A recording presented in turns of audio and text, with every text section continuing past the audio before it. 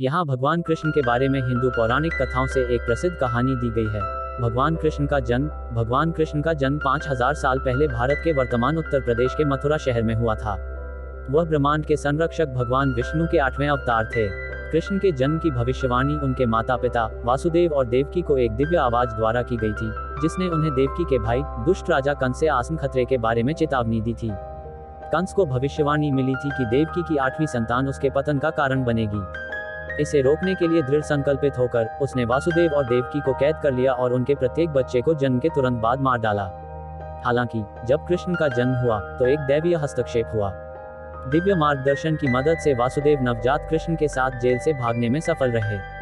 वह तूफानी रात थी और यमुना नदी में बाढ़ आ गई थी।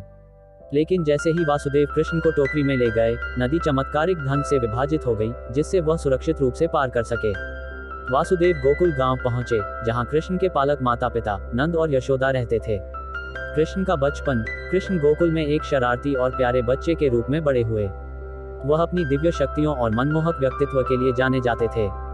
एक बच्चे के रूप में कृष्ण ने कई चमत्कार किए, जिसमें ग्रामीणों को मूसलाधार बारिश से बचाने के लिए गोवर्धन पहाड़ी को अपनी छोटी उंगली पर उठाना भी शामिल था।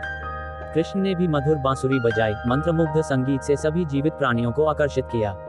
वह विशेष रूप से वृंदावन की ग्वाल बालिकाओं गोपियों द्वारा पूजनीय थे, जो उनके दिव्य आकर्षण से मोहित हो गई थीं। उनमें से सबसे प्रसिद्ध राधा थीं, जिन्हें अक्सर कृष्ण की शाश्वत साथी और दिव्य प्रेम का अवतार माना जाता है। कृष्ण की युवावस्था और भगवद गीता। जैसे जैसे कृष्ण बड़े होते गए, वे एक कुशल योद्धा और बुद्धिमान दार्शनिक बन गए। उन्होंने महाकाव्य महाभारत में एक महत्वपूर्ण भूमिका निभाई, जहां उन्होंने पांडव राजकुमारों में से एक अर्जुन के सारथी के रूप में काम किया।